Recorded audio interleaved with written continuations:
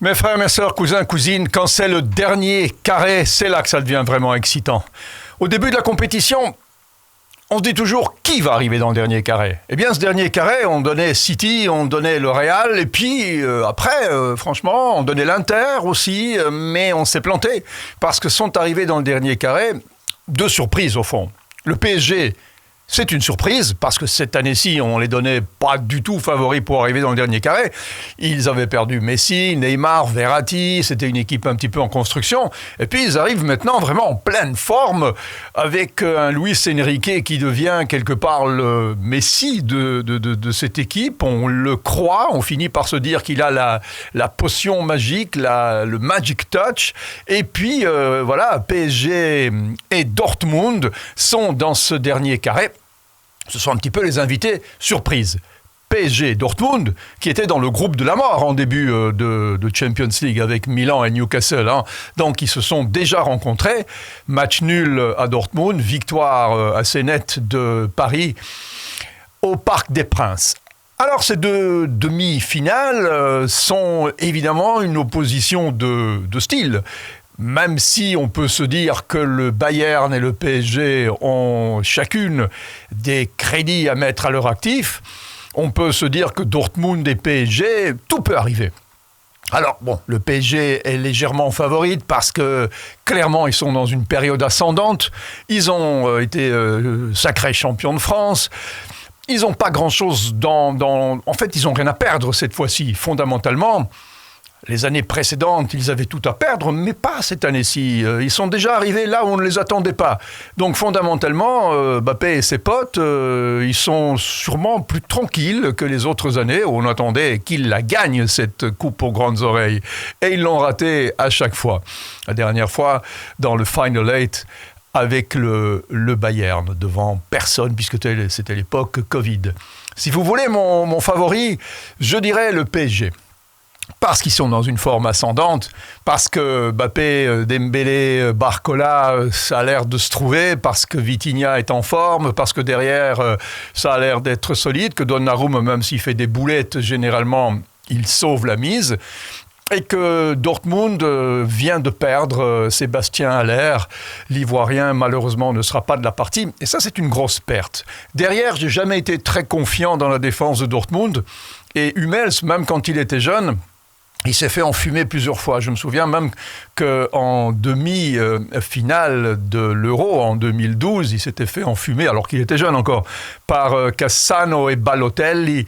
Il s'était vraiment fait rouler dans la farine comme un gamin de 12 ans. Hummels n'a pas beaucoup changé. Il se fait toujours un petit peu enfumer, même si parfois il est décisif devant, parce qu'il la met de la tête, parce qu'il est grand, parce qu'il est puissant. Mais il est lent aussi. Il est très très lent.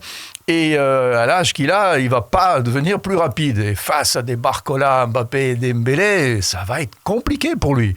Bon, après, ils ont un attaquant, là, Füllkrug, dans le plus pur style des numéros 9 à l'ancienne, très puissant, très bon de la tête, qui peut être dangereux. Mais je crois que Luis Enrique va donner la confiance nécessaire à ces gamins, parce que quelque part, ils sont très jeunes. Zahir Emery, Barcola, c'est des enfants encore quelque part. Et il va leur donner cette fougue, cette envie d'aller jusqu'au bout. Et je crois que Dortmund ne résistera pas à cette attaque de feu, même si, c'est vrai, parfois, la défense est aussi un petit peu légère et ne réussit pas toujours de grands matchs. Alors, je voudrais revenir 30 secondes là-dessus, allez, peut-être une minute, parce que vous allez m'écouter. Sur le match face à Barcelone, on a eu pas mal de commentaires et en me disant oui mais 10 contre 11, il y a des grandes équipes qui ont battu des équipes même à 9 contre 11. Oui, ok, ça peut arriver, c'est très rare. Moi, je disais simplement qu'il faudrait abolir cette règle de l'expulsion parce que ça fout en l'air le jeu. Donc, ça enlève, pour nous, les amoureux du foot, ceux qui regardons les matchs, ça enlève du plaisir. Ça enlève même tout suspense parce que quand deux équipes sont de niveau quasiment égal, quand il y en a une qui joue à 10 et l'autre à 11, c'est quasiment impossible. Tout simplement parce que l'entraîneur entraîne son équipe tout le temps avec des schémas tactiques où ils sont 11, où ils cherchent des triangles à 11, des combinaisons à 11, où on cherche en fait dans le foot quoi ? La supériorité numérique, c'est d'avoir l'homme en plus Parce que quand on a l'homme en plus, bien on finit par marquer, évidemment, parce qu'on a réussi ce qu'il faut faire en foot. C'est d'amener, à un moment donné, la seconde où on a l'homme en plus. Que ce soit au milieu, que ce soit devant. C'est ça le truc. Quand on est à 10 contre 11, on est déjà avec un homme en moins. Comment voulez-vous amener l'homme en plus si on a déjà l'homme en moins? Je veux dire, c'est pas possible. Donc il faudrait abolir cette règle de l'expulsion parce qu'elle détruit le jeu. Et donc le spectacle, et donc nous sommes les premières victimes. Et je vous avais dit, il vaut mieux donner un penalty et rester à 11 contre 11, même si le penalty, on le donne sur une faute à l'extérieur de la surface. Voilà, dernier homme, faute, penalty. Et là, au moins, la punition, elle est consistante. Mais le jeu continue après, on est toujours à 11 contre 11. Vous savez, les règles ont beaucoup changé. On a enlevé une règle il n'y a pas longtemps, alors que ça fait 50 ans qu'on la pratiquait. Le goal qui vaut plus parce qu'on l'a marqué à l'extérieur. On a joué pendant 50 ans au foot. Avant, c'était pas comme ça. C'est arrivé fin des années 60. Et tout d'un coup, on a dit, oui, mais quand on marque à l'extérieur, ça vaut plus quand c'est égalité. Donc, ça vaut double quelque part. Donc, 2-1, il suffit de faire 1-0 et on passe. 3-1, il suffit de faire 2-0, on passe. Voilà, pendant 50 ans, on a fait passer des équipes qui avaient marqué un goal en plus à l'extérieur. Parce qu'il valait plus. Non, parce qu'on avait dit qu'il fallait pousser l'envie de jouer en attaque. Donc, favoriser le jeu offensif. Eh bien, ok, moi je suis d'accord. Alors favorisons le jeu offensif tout le temps. Et en réduisant une équipe à 10, on réduit évidemment le spectacle. Donc on favorise rien du tout. Donc voilà, je reviens là-dessus, j'ai fermé la parenthèse. Toutes les équipes devraient jouer toujours 11 contre 11. Et ce serait beaucoup mieux pour le spectacle, parce que quand un match s'achève à la 20e minute, parce qu'on a expulsé un joueur à la 20e minute, qu'est-ce que c'est barbant après de voir un match qui n'en est plus un. Alors, la deuxième demi-finale. Real-Bayern, ça c'est le classique des classiques. Là, je veux dire, des matchs comme ceux-là, on en a vu des tonnes dans les années 80, 90, 2000 et encore maintenant. Ce sont des vrais classiques. Qui va passer ? Le Real, c'est l'ADN du Real, de passer. Voilà. Vous allez me dire, ils ont de la chance. Oui, il en faut de la chance. C'est clair que City aurait mérité d'aller plus loin. Ils ont fait tout le match. De Bruyne a raté ce qu'il fallait pas rater. Quand on se retrouve au penalty, voilà, on s'est retrouvé au penalty. Le Real est passé. City aurait pu passer. City s'est arrêté avant. C'était une finale avant la lettre. Ils l'ont perdu. Alors le Real a l'équipe évidemment qu'il faut pour peut-être pas imposer son jeu, parce que le Bayern va peut-être imposer son jeu. En fait, la question est là.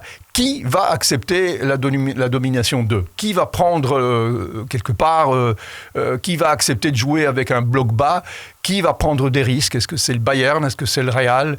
On le verra, sur 2 matchs, c'est pas la même chose que sur un match sec. Et donc, clairement, sur 2 matchs, on verra comment ça va se dérouler.